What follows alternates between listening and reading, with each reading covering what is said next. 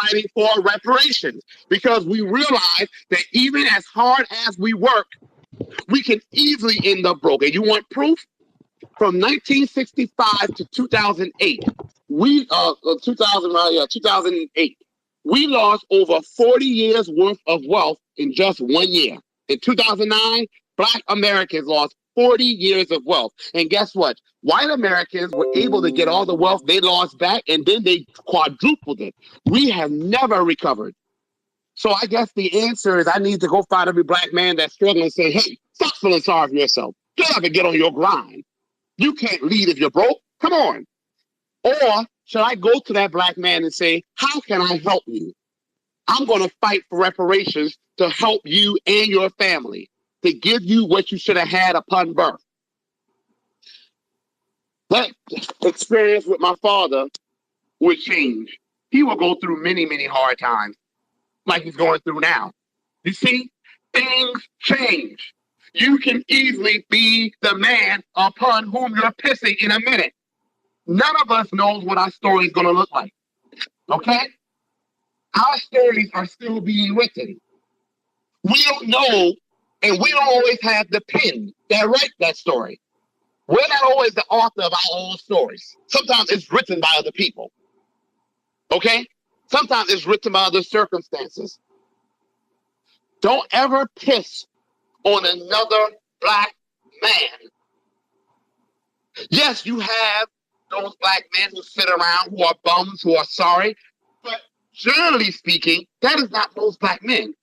But if we say that the reason Black men struggle is because they're just making excuses, feeling sorry for themselves, is that not the... Don't feel sorry for yourself. Don't just sit around. Don't make excuses. Most Black men aren't doing any of those things, and they're still struggling. And if anybody wants to challenge me, I can show you the data that shows we are.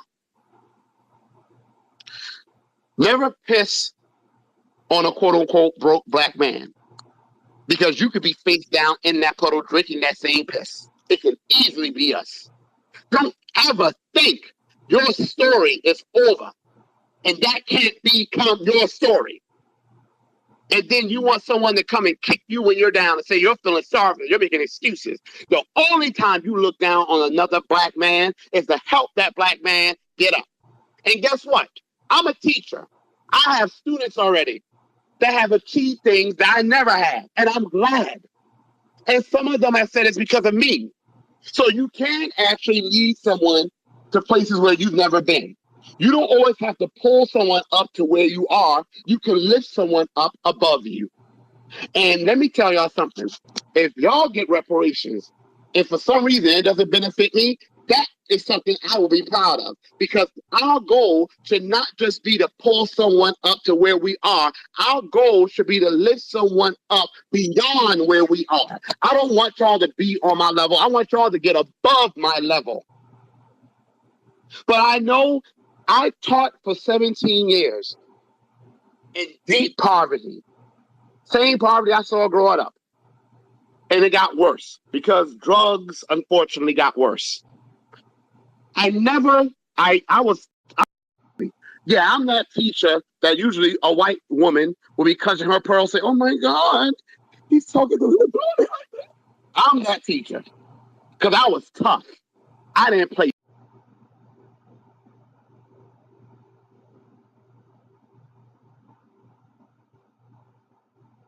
no games.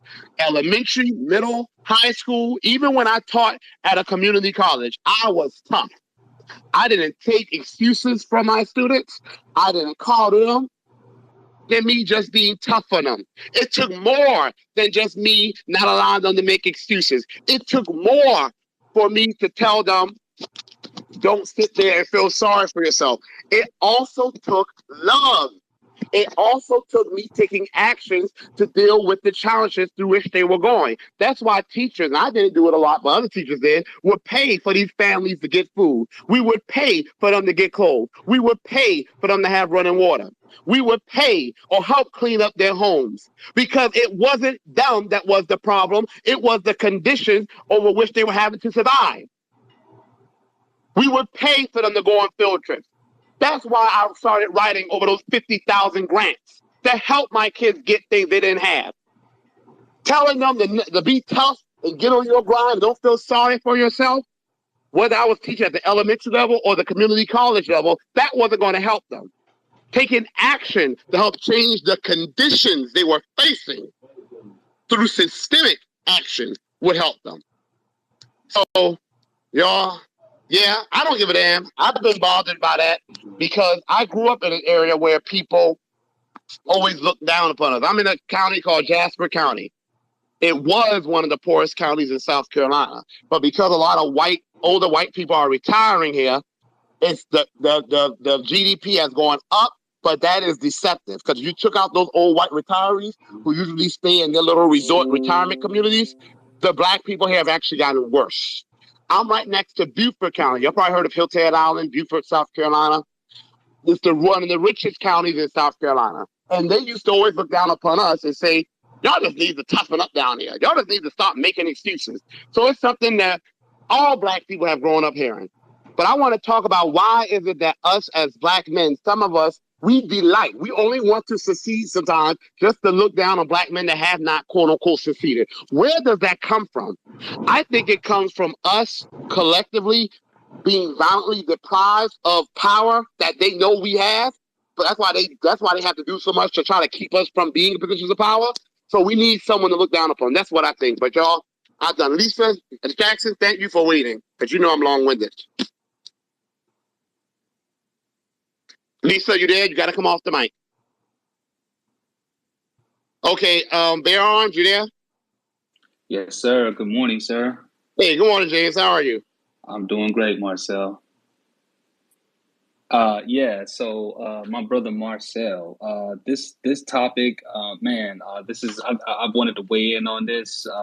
This is actually a very we have to kind of understand, and this is why I think and I'm just going to be frank. I feel like young folks. I really think that it's important. I know that there's a lot of shaming in terms of within even within our community. I see a lot of young folks say, "Oh, well, this group of people is old, and I don't want to." No. This is why it's good to have not old niggas around you, but it's good to have OGs around you who have been through things. Because when I hear statements like that, it's a statement that I would have made about 15 years ago, to be realistic.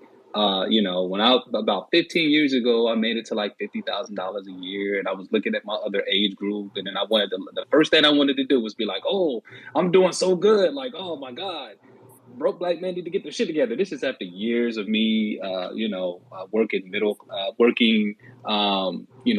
minimum wage jobs. I'm from Ohio. I'm from the Midwest. Driving forklifts, unloading trucks. The home of factories and stuff, back-breaking work. And then I finally was able to get to a certain position. And one of the first things I wanted to do was honestly, there was like a classism started to creep into my head. So until I got humbled and I got around people with some real fucking money, and then it really humbled me. And this is why it's important. If you start to feel like that, it's important for you to get around people. Then you need to change your circle up. You know what I mean? To humble yourself, because it's very, very important for us to understand this. Again, this is a comment that I would have made years ago. That's why it's important for us to get older people around us and people that are, hey, it is good for people that are doing well for themselves. You need to be around those people. We don't have time for classism within this grassroots movement or within what we're doing. We don't have time for it. We need all hands on deck. You know what I mean? Again, I'm from the Midwest, where men are taking care of their families check to check, making $30,000, $40,000 a year. Ohio is one of the cheapest places to live in the country, so broke black men are already leading. You can actually make the argument that being a black man leading a black family is far more important, which would eliminate a lot of people. You can make that argument, but that's another subject for another day. So broke black men are already leading. I see some folks from Indiana in here. I'm sure they're gonna have some of the same stories. People where you can see people that have these, these low wage jobs that are already leading their families, things of that nature. It's already happening. Again, we don't have time for that type of classism. That type of talk is it's good for sensationalism and stuff like that, but in reality, it's just too broad of a statement to make. It's too broad of a statement to make, and not, you know, and it's just too much complexity to make a broad statement about, you know, broke black men or whatever.